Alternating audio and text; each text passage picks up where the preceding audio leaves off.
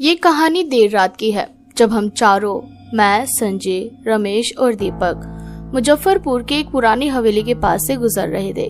रात के करीब 2 बजे थे और हमें एक लंबी शिफ्ट के बाद फैक्ट्री से लौट रहे थे। भूख जोरों की थी और मन कुछ खास खाने का कर रहा था, पर इस वक्त तो कोई ढाबा भी नहीं खुला था। तभी संजय ने कहा, मेरा एक जानकार है जो इस वक्त भी खाने का इंतजाम कर सकता है, रुको मैं उसे फोन करता हूँ। संजय ने फोन पर बात की और उसने बताया कि खाना तो नहीं है पर कच्चा मांस जरूर मिल सकता है। इसके लिए हमें पुरानी बस्ती के पास एक सुनसान गली में दुकान नंबर 13 पर जाना होगा। रात गहरी थी और मन में थोड़ा डर था, पर भूख ने हिम्मत दे दी। हम चारों उस दुकान के तलाश में निकल पड़े। जैसे ही हम उस गली में पहुंचे, रमेश अचानक रुक गया और बोला, यार छोड़ो ये प्लान, चलो घर जाकर कुछ और बना लेते हैं। चारों तरफ सन्नाटा पसरा था और गली में सिर्फ हवा की सनसनाहट और दूर कहीं कुत्तों के भौंकने की आवाजें थी। रमेश का चेहरा डर से सफेद पड़ गया था। संजय ने उसका मजाक उड़ाते हुए कहा, साफ साफ बोलना, डर लग रहा है। रमेश ने सफाई दी, नहीं यार बस ऐसे ही मन ना हुआ। संजय ने मना करते हुए कहा, अच्छा तो तू घर जा, हम तीनों मांस लेकर आते हैं, तू जाकर खाना बनाने के लिए तैयारी कर। रमेश चुप रहा, फिर बोला, ठीक है मैं घर जाता हूँ, तुम लोग जल्दी आना। इतना कहकर वो वापस मुड़ गया और हम तीनों उस सुनसान गली में आगे बढ़े। गली में बदबू इतनी तेज थी कि सांस लेना मुश्किल हो रहा था। चारों तरफ अंधेरा और कहीं कहीं टूटी फूटी दीवारों से अजीब सी छाया बन रही थी। हम डरते डरते दुकान नंबर 13 की तलाश में आगे बढ़े। जैसे जैसे गली पतली होती गई, हमारे दिल की धड़कनें तेज होती जा रही थी। आखिरकार हम उस दुकान तक पहुंचे, लेकिन वहां ताला लटका हुआ था। संजय ने निराश होकर कहा, लगता है आज भूखे ही सोना पड़ेगा। हम वापस लौटने को तैयार ही थे कि तभी कहीं से मांस काटने की आवाज आई, खटखट, जैसे कोई कुल्हाड़ी चला रहा हो। हम रुक गए। दीपक बोला, शायद कोई दुकान अभी भी खुली है। हम उस आवाज की दिशा में बढ़े, पर 10 मिनट तक चलने के बाद भी कोई दुकान नहीं दिखी। आवाज पास से ही आ रही थी, पर कुछ दिख नहीं रहा था। हमने सोचा शायद भूल गए हैं और वापस लौटने का फैसला किया। तभी पीछे से एक ठंडी भारी आवाज आई, क्या हुआ, खाली हाथ जा रहे हो? हम तीनों पलटे तो देखा एक लंबा पतला सा आदमी हाथ में खून से सना चाकू लिए एक बड़े से मांस के टुकड़े को काट रहा था। उसका चेहरा अंधेरे में साफ नहीं दिख रहा था, पर उसकी आंखें चमक रही थी। हम तीनों एकटक उसे देखते रहे। फिर उसने कहा, क्या चाहिए बोलो, वरना यूं ही घूरते रहोगे। मैंने हिम्मत करके कहा, 1.5 किलो मांस। वो बोला, हाँ रुको। वो अंदर एक कोठरी में गया और एक काले थैले में मांस लेकर हमें थमा दिया। संजय ने पैसे दिए और हम वहां से जल्दी निकल गए। घर पहुंचे तो देखा दरवाजे पर ताला लटका था। रमेश तो पहले ही लौट गया था, फिर वो कहाँ गया? मैंने दूसरी चाबी से ताला खोला। कमरे में घुसते ही मैंने रमेश को फोन लगाया, पर नेटवर्क नहीं था। तभी संजय ने फोन लगाया और हमें रमेश के फोन की रिंगटोन सुनाई दी, उसी थैली से जिसमें मांस था। हमने थैला खोला तो देखा उसमें रमेश का फोन पड़ा था। हम तीनों के होश उड़ गए, ये फोन कहाँ से आया? हमने थैले और चेक किए तो उसमें मांस के साथ खून से सनी एक उंगली भी थी। हमारी सांसें थम गई। बिना वक्त गवाए हम उस दुकान पर वापस गए, ये जानने के लिए कि रमेश का फोन वहां कैसे पहुंचा। पर जब हम वहां पहुंचे तो दुकान गायब थी। उसी जगह एक ऊंची काली दीवार थी। आसपास की गलियां वहीं थी, पर दुकान का नामो निशान नहीं। हमने सोचा शायद रास्ता भटक गए, पर नहीं, वो जगह वही थी। तब एक बुढ़े आदमी की आवाज आई, यहाँ से भाग जाओ, ये जगह श्रापित है। जो यहाँ रात को आता है वो जिंदा नहीं बचता। डर के मारे हम भागने लगे। तभी दीपक फिसल कर गिर पड़ा और संजय रुका नहीं, बस भागता रहा। पीछे से दीपक की चीख सुनाई दी। जब हम गली के बाहर पहुंचे तो चौराहे पर जो देखा वो हमारी रूह कपा देने वाला था। वहां रमेश और दीपक के कटे हुए सर थे और उनके चेहरों पर खौफ जमा हुआ था। हम चीखते रोते पुलिस स्टेशन पहुंचे और सारी बात बताई। पुलिस वाले बोले, तुम्हें नहीं पता, उस गली में रात को जाना मना है। वहाँ एक कसाई रहता था जो इंसानों का मांस बेचता था। गुस्साए लोगों ने उसे काट कर उसकी दुकान को दीवार से चुनवा दिया, पर उसकी आत्मा आज भी वहाँ भटकती है और रात को लोगों को अपना शिकार बनाती है। ये सुनकर हम दोनों सिहर उठे। बाद में पता चला कि उस कसाई की आत्मा हर रात उसी गली में दुकान खोलती है और जो वहाँ जाता है उसका यही अंजाम होता है। मैंने फिर कभी उस गली की तरफ मुड़कर नहीं देखा। तो दोस्तों, ये थी आज की कहानी। अगर पसंद आई तो लाइक और शेयर जरूर करें और कमेंट में बताएं कि आपको ये कहानी कैसी लगी। तब तक के लिए बाय और टेक केयर।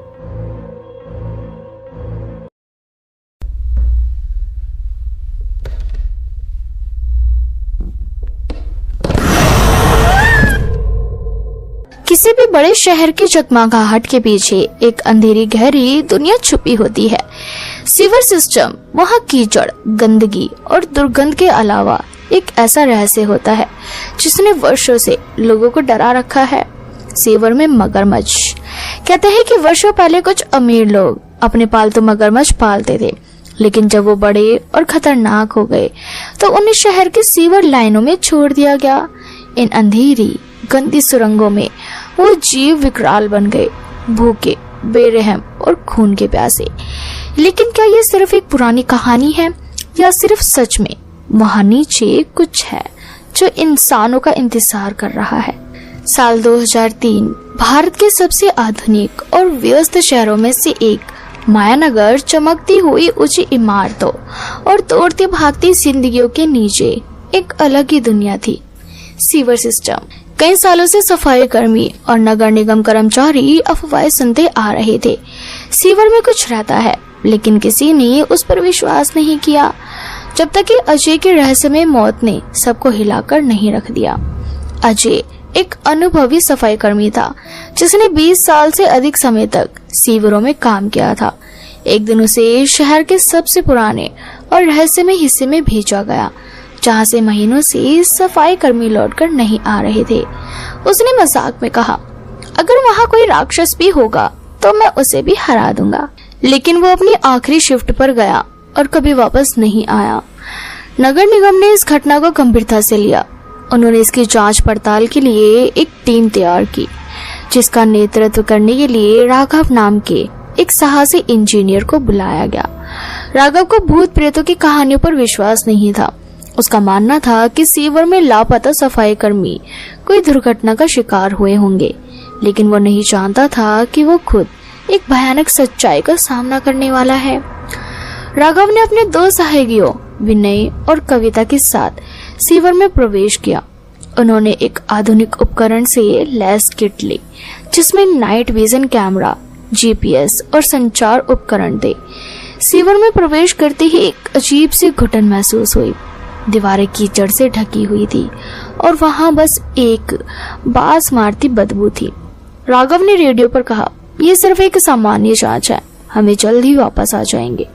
लेकिन उसे नहीं पता था कि उसकी ये यात्रा मौत के मुंह में जाने वाली है। करीब 1 घंटे तक चलते रहने के बाद उन्होंने जमीन पर एक टॉर्च पड़ी हुई देखी। विनय ने झुककर उसे उठाया और कहा, ये तो अजय की है, आखिर वो गया कहाँ?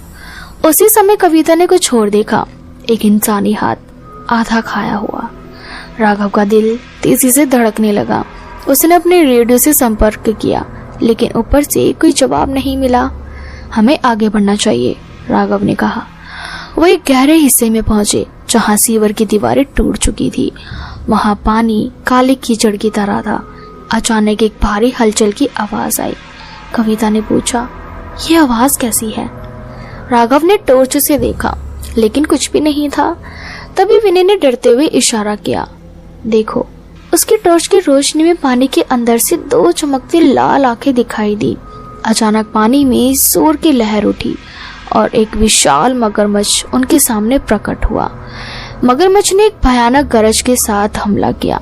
उसकी लंबाई कम से कम 16 फीट थी, किसी सामान्य मगरमच्छ से 3 गुना बड़ा। लेकिन भागना आसान नहीं था। मगरमच्छ की तेज पूंछ ने विनय को जमीन पर पटक दिया। कविता ने उसे खींचने की कोशिश की, लेकिन मगरमच्छ ने उसे अपनी जबड़ में पकड़ लिया और अंधेरे में घसीट ले गया। राघव ने अपनी जान बचाने के लिए एक लोहे की छड़ी उठाई और मगरमच्छ पर वार किया, लेकिन वो जीव इतना ताकतवर था कि वार का कोई असर नहीं हुआ। राघव ने अपनी पूरी ताकत से दौड़ लगाई। उसे लगता था कि मगरमच्छ उसके पीछे आ रहा है। उसने जीपीएस ट्रैकर्स के सहारे बाहर का रास्ता खोजा। सीवर का ढक्कन खुला हुआ था। राघव किसी तरह ऊपर चढ़ा और हांफते हुए जमीन पर गिर पड़ा। जब नगर निगम की टीम नीचे गई तो उन्हें कुछ नहीं मिला। मगरमच्छ जैसे गायब हो चुका था। राघव की कहानी ने पूरे शहर को दहशत में डाल दिया। इसके बाद नगर निगम ने पुरानी सीवर को हमेशा के लिए बंद कर दिया। लेकिन कुछ सफाई कर्मी आज भी कहते हैं कि अगर आप रात में किसी सुनसान सड़क पर सीवर का ढक्कन हिलता हुआ देखे तो वहां मत रुकिएगा, क्योंकि शायद वहां नीचे कोई मगरमच्छ आपका इंतजार कर रहा हो। कुछ लोग कहते हैं कि वो मगरमच्छ अभी भी जिंदा है, भूखा, प्यासा और शिकार की तलाश में। तो अगली बार जब आप किसी बड़े शहर में सीवर के पास से गुजरे तो सावधान रहिए, क्योंकि वो कभी भी बाहर आ सकता है। तो दोस्तों, ये थी सीवर के उस भयानक मगरमच्छ की कहानी। आज की हमारी स्टोरी आपको कैसी लगी हमें कमेंट सेक्शन में कमेंट करके जरूर बताएं, और साथ ही इसी तरह की हॉरर वीडियोस के लिए चैनल को सब्सक्राइब करना बिल्कुल भी ना भूलें। साल 1857, भारत के पहले स्वतंत्रता संग्राम के दौर। दिल्ली की गलियां बारूद की गंध से भरी थी। हर तरफ विद्रोही और अंग्रेजी सेना के बीच खूनी संघर्ष चल रहा था। लेकिन इसी युद्ध के बीच एक ऐसी कहानी छिपी थी जो इतिहास की किताबों में दर्ज नहीं हुई। एक श्राप जिसने दिल्ली के रिज क्षेत्र को हमेशा के लिए भूतिया बना दिया। मई 1857 में भारत के अलग अलग हिस्सों में ब्रिटिश हुकूमत के खिलाफ विद्रोह शुरू हुआ। दिल्ली पर भी भारतीय सैनिकों और क्रांतिकारियों ने कब्जा कर लिया। कैप्टन विलियम फ्रेजर, जो अंग्रेजी सेना का एक क्रूर और निर्दयी अफसर था, उसे दिल्ली के रिज क्षेत्र में स्थित एक महत्वपूर्ण चौकी की जिम्मेदारी सौंपी गई। उसका काम था विद्रोहियों को पकड़कर उन्हें बेरहमी से मारना। कहा जाता है कि कैप्टन फ्रेजर ने बगावत करने वाले सैकड़ों भारतीयों को रिज के जंगल में एक पुराने खंडर मंदिर के पास फांसी दी। कुछ को जिंदा ही दीवारों में चुनवा दिया। वहां मरने वालों में महिलाएं और बच्चे भी शामिल थे। स्थानीय लोग बताते हैं कि वह मंदिर से पहले ही एक प्राचीन श्राप से ग्रस्त था। कहते थे जो कोई भी इस भूमि पर अन्याय करेगा उसकी आत्मा कभी शांति नहीं पाएगी। लेकिन कैप्टन फ्रेजर ने इन बातों को अंधविश्वास मानकर ठुकरा दिया। सितंबर 1857 में दिल्ली पर दोबारा अंग्रेजों का कब्जा हो गया। भारतीय सैनिकों को पकड़कर दिल्ली रिज के जंगल में बेरहमी से मौत दी जाने लगी। 13 सितंबर की रात जब कैप्टन फ्रेजर अपने तंबू में बैठा अपनी जीत का जश्न मना रहा था, तभी अचानक एक ठंडी हवा का तेज झोंका आया। अचानक तंबू में जलती हुई लालटेन अपने आप बुझ गई। फ्रेजर ने बाहर जाकर देखा तो उसे पेड़ों के बीच एक सफेद परछाई दिखाई दी। वो आकृति एक सिपाही की थी। उसका चेहरा धुंधला था, लेकिन उसकी आंखों में गहरी नफरत थी। जब फ्रेजर ने पास जाकर देखा तो वो परछाई अचानक से हवा में विलीन हो गई। कुछ दिनों बाद चौकी पर तैनात अंग्रेज सैनिकों ने की शिकायत कि रात को उन्हें सिपाहियों के चीखने चिल्लाने की आवाजें सुनाई देती है। कई सैनिकों ने बताया कि उन्होंने जंगल में सिर कटे हुए सैनिकों को चलते हुए देखा। फ्रेजर ने इन बातों का बकवास समझा और अपनी क्रूरता जारी रखी। उसने आदेश दिया कि जो भी विद्रोही पकड़ा जाए उसे खंडर मंदिर में ले जाकर मार दिया जाएगा। लेकिन 3 अक्टूबर की रात एक ऐसा हादसा हुआ जिसने कैप्टन फ्रेजर की जिंदगी हमेशा के लिए बदल दी। उस रात घना कोहरा था। कैप्टन फ्रेजर अपने तंबू में अकेला बैठा शराब पी रहा था। आधी रात के करीब उसे बाहर किसी के कदमों की आहट सुनाई दी। जब उसने दरवाजा खोला तो कोई नहीं था। फ्रेजर वापस मुड़ा ही था कि अचानक उसे पीछे से किसी ने पुकारा, कप्तान साहब, मेरा सिर कहाँ है? फ्रेजर ने घबराकर इधर उधर देखा, लेकिन कोई नहीं था। तभी अचानक तंबू में एक ठंडी भयानक परछाई प्रकट हुई। वो वही सिरविहीन सिपाही था जिसे उसने 1 महीने पहले फांसी पर लटकाया था। सिपाही की आत्मा धीरे धीरे फ्रेजर की ओर बढ़ी और उसकी आवाज में एक अजीब सी कंपकपी थी। तुमने हमें मारा, अब तुम्हारी बारी। अगली सुबह सैनिकों ने कैप्टन फ्रेजर को खंडर मंदिर में मृत पाया। उसका चेहरा भय से विकृत हो चुका था। उसकी आंखें खुली हुई थी, मानो मरते वक्त उसने कुछ बेहद डरावना देखा हो। कैप्टन फ्रेजर की मौत के बाद भी भूतिया घटनाएं नहीं रुकी। जो भी अधिकारी उस चौकी पर तैनात होता कुछ ही दिनों में या तो पागल हो जाता या फिर रहस्यमय तरीके से मारा जाता। कई अंग्रेज सैनिकों ने चौकी छोड़ने की गुहार लगाई। उन्होंने दावा किया कि रात को वो अंग्रेजी अफसरों और भारतीय सिपाहियों की आत्मा को आपस में लड़ते हुए देखते हैं। धीरे धीरे वो चौकी बंद हो गई और रीच का जंगल पूरी तरह से वीरान हो गया। आज भी अगर आप रात में दिल्ली के रीच क्षेत्र में जाए तो वहाँ की हवा में मृतकों की चीख महसूस की जा सकती है। रात के समय कई लोगों ने वहाँ सिर कटे सैनिकों को भटकते देखा है। कुछ लोगों का कहना है कि अगर आप रात को अकेले खंडर मंदिर के पास जाएंगे तो आपको किसी के कान में फुसफुसाते हुए आवाज सुनाई देगी। कई गार्ड और राहगीरों ने बताया कि रात के समय उन्हें एक अंग्रेज अफसर की परछाई दिखाई देती है जो घोड़े पर सवार होकर जंगल में भटकता है। उसके चेहरे पर खौफ होता है, जैसे कोई उसे हमेशा के लिए सताने वाला हो।